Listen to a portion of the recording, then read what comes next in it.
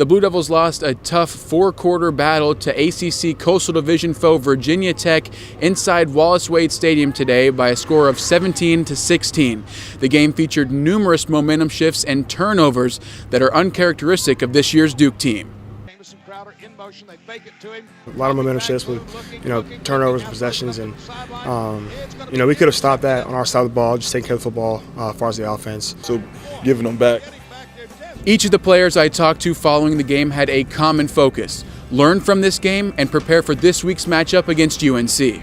I think a lot of people are hurt by this loss, but ultimately we got to rally together because when you think about it, we got another game in 5 days, so we just got to get out tomorrow and just prepare and get ready for UNC. There's still a chance for us to make the Coastal champs. There's still a lot of football to be played.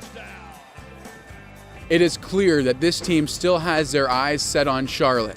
I'm Dave Harding for the Blue Devil Network. Continue to check back to GoDuke.com as the Blue Devils have a quick turnaround this week and play UNC on Thursday night. The Blue Devils snapped a 10-game losing streak as they took to the road to defeat the 22nd-ranked Yellow Jackets by a score of 31-25. While the defense certainly had their fair share of big plays, the running game was the highlight for the offense. The game plan was just to be our offense, go back to our roots. We had a bye week to get back to. I'm proud of this team. I'm proud of the coaches, and most importantly, I'm proud of our fans as well. With the win, the Blue Devils move to 5-1 on the season and 1-1 in conference play as they move on to play Virginia next week for Duke's homecoming inside Wallace Wade Stadium. It's also the chance to become bowl eligible for the 3rd straight year. I'm Dave Harding for the Blue Devil Network. Check back to GoDuke.com for more features and updates as the Blue Devils get ready for the Cavaliers. Hey Duke fans, Dave Harding coming to you from inside Heinz Field in Pittsburgh, Pennsylvania, the scene of a double overtime thriller. The Blue Devils beat the Pittsburgh Panthers 51-48. Anthony Boone led an offense that scored when it had to. They knew that Pitt was bigger than us by size, and they knew that they needed to put up some points because getting 3, 4, 5, 6, 8, 9 yards of carry, it's going to be a long game on defense. Similar to last year, the two teams matched each other score for score throughout the game. 2 of the Blue Devils' scoring drives were capped with touchdown passes to senior wide receiver Jamison Crowder. Today, one of those days that we connected on the deep ball, and the running game was there, picked up a lot of yardage, and when we were out on the field, we knew that we had to bring that energy and put it in the box. So the sidelines, it was just full of energy, and was able to put up points and get the dub, get the win. The Duke defense had its hands full with an extremely physical Pittsburgh offense led by running back James Conner. Senior linebacker David Helton led the team in tackles, and defensive back Devon Edwards, a.k.a. Mr. November, had an impressive 99-yard kickoff return for a touchdown. Our defense did a good job of really handling those guys. They're kind of like the LeBron. They're going to get what they're going to get, but you got to just stop them from really taking over and controlling the game. We all had to gang tackle, and obviously we didn't do that in a lot of moments, but we were able to do it when it mattered. Somebody single-handedly, controls the game for us in November is what we call it, Mr. November, the kickoff return. That really kind of swung things and kind of got the energy going. The game was tied at 38 with 2 seconds left on the clock, but the Pittsburgh field goal kicker missed it wide left, giving the Blue Devils another chance at the victory. I was relieved, and I just had this competitive edge that, okay, it's time for our defense to do something. Our offense has been carrying us, so our defense needs to get a stop. If we get a stop, then we're going to win this game. Both teams exchanged touchdowns in the first overtime, but in the second overtime, the Blue Devils were able to score after Pittsburgh only picked up a field goal. For us to get that stop at the line of scrimmage and the next stop at the line of scrimmage really settled us in, and we ultimately got the stop, which was awesome. The last overtime, that was just a very physical drive for us, and we dominated. Really, the mentality was just take care of the football.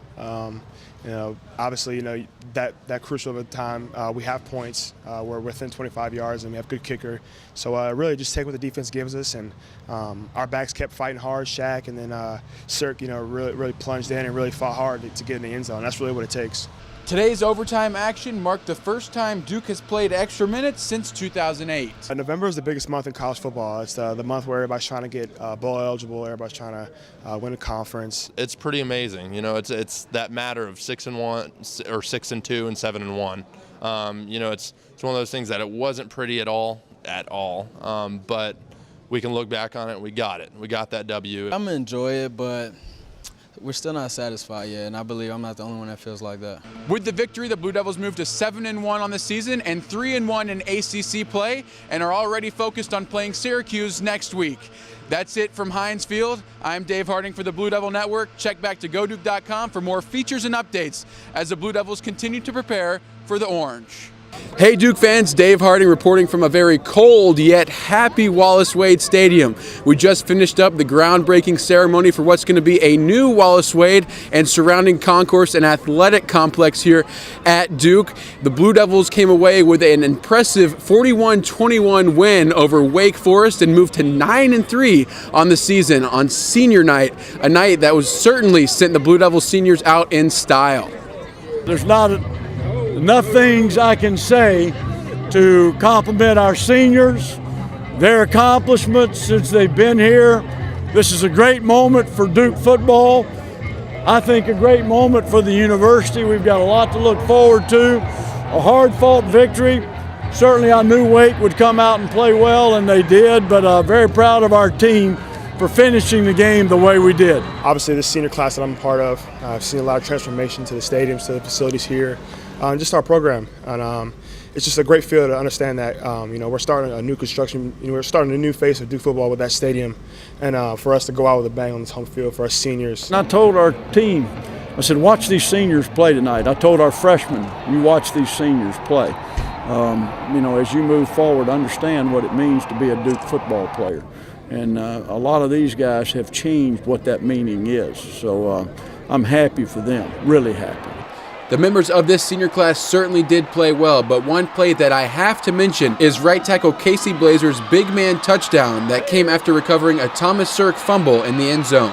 I see Sirk on the end zone, I'm thinking touchdown, ball popped out, just instant reaction, just run, just go jump on it and don't let go. Gotta say it's a nice little change, linemen, we never get any of the attention or glory. So, it's nice though, linemen get a little love every now and then. I was hoping he got up and spiked it or something just because, they really know what was going on when they score. But, hopefully, he buys Sirk a dinner. With a 9-3 record and the regular season behind them, the Blue Devils will enjoy this win, but shift their focus to bowl preparation quickly. History made tonight. Couldn't happen to a better bunch of young men. They deserved it, they earned it, and certainly looking forward to wherever we end up in a bowl game with another opportunity to end up with double-digit wins. And that's one of the things this team's got to do. We got to finish, and we need to finish in a bowl game.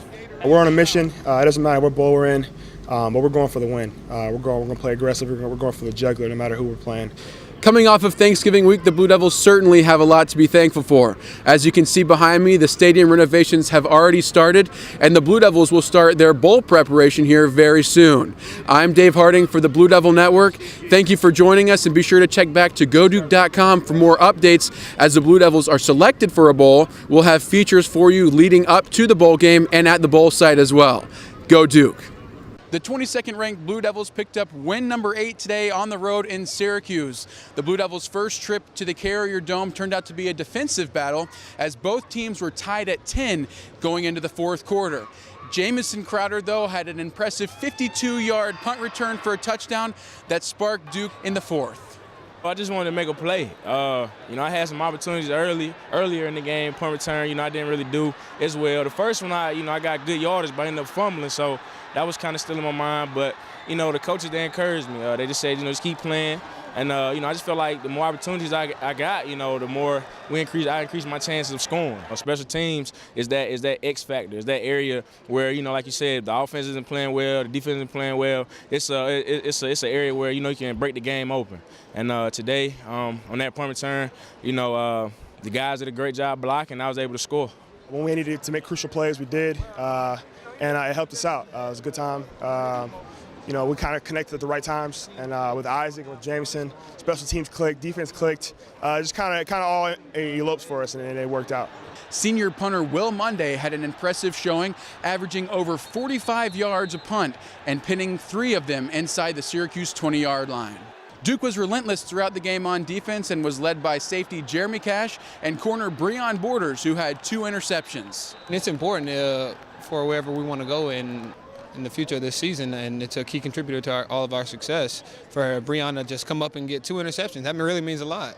that's just another weapon that opponents have to watch out for when they're throwing the ball downfield. We knew that Syracuse they have a really good defense, and Coach always says, it's our defense versus their defense, and we won some individual battles and we came out with the win. Yeah, I just enjoy when our backs are against the wall, just coming together and winning games as a defense. With all the hard work we put in during practice, just coming out here, we don't even have to think. We just go out there, make plays, and have fun doing it. Senior wide receiver Isaac Blakeney had 2 touchdowns, including a 54-yard reception that registers as Duke's longest passing score of the year. Everybody in the country tries to develop a big-time receiver like Isaac, who's big and strong, and you can throw it up to him, and he's throwing guys down, and he's running real fast. And you saw what it is today. When you have a big guy like that who's strong, who can run, and you get the ball in their hands, it's pretty hard to bring him down. Just saw him, really competing today. And, I think that will be a much better offense with him making plays. With the win, senior quarterback Anthony Boone became Duke's all-time winningest quarterback. It means a lot. Obviously, something that you want to accomplish, break records as you go through college. But I couldn't do any of that without the defense backing me up, special teams scoring, crucial days like today. So really, I look at all-time winning is the guys that were with me the whole time. He's a great quarterback. I couldn't be more happy for him. He puts a lot into this program and helps us throughout these times just to win games. The Blue Devils moved to 8-1 on the season and 4-1 in conference play. They continue their quest for an ACC championship next Saturday in Wallace Wade Stadium against the Virginia Tech Hokies. For the Blue Devil Network, I'm Dave Harding here in Syracuse, New York. Check back to GoDuke.com for more features and updates throughout the week before the Blue Devils play Virginia Tech. The Blue Devil football team lost consecutive games for the first time this season, losing to rival North Carolina by a score of 45-20. Points off of turnovers are what turned out to seal Duke's fate in the end. UNC, played great. They came ready to play, and I can't necessarily say that our offense came ready to play. And I think that's what just happened. We got out-competed and outplayed in a lot of areas, and I think it really showed today. Early on, I feel like they kind of had, a little bit more mojo, but we really just shot ourselves in the foot a bunch, with fumbles and turnovers, and that's really all it comes down to. If we take care of the football, the outcome of this game might be a little different. Each team had 3 turnovers tonight, but North Carolina scored 21 points off of those, and Duke was held to 0. I think just the turnovers, the quick turnaround, fumbling the ball, and then it'd be 14-0 right off the bat. And kind of not really getting anything productive on offense, which really put our defense, out there to dry. And I think, that kind of continuously happened, kind of just chipped away at the morale. They executed off our mistakes, and the deficit was kind of too hard for us to kind of climb out of a hole. We kind of beat ourselves early on. That's really what it comes down to. Tonight we just didn't have what it was to execute, a normal drive starter or when our defense creates a turnover. And that's what we're pretty good at teeter-tottering as far as an offense and defense of just picking each other up. And tonight we just didn't have it on offense. We have to expect ourselves to be able to bounce back from adversity. Ultimately defense is usually the one that has to do that.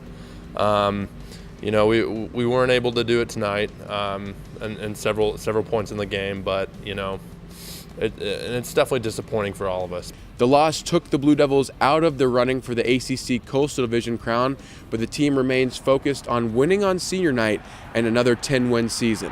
We talked about it downstairs. It's definitely tough. We haven't gotten what we wanted, which was making it to the ACC championship, but it's something that we do have a lot more to fight for.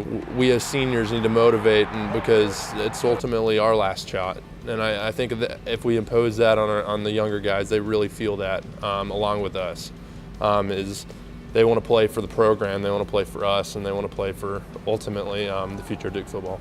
At the end of the day, win, lose, or draw, I told them after the game, I'm glad I'm in this locker room. I love these guys, and just trusting the process that we've been doing since I've been here for 5 years and for 4 years, 3 years. Just trusting the process, trusting what we're doing here, because it's the formula in the right way. Although tonight's loss is extremely tough to take, Blue Devil fans still have a lot to look forward to with Senior Day next Saturday at home against Wake Forest and then a bowl game in December. I'm Dave Harding for the Blue Devil Network. Go Duke.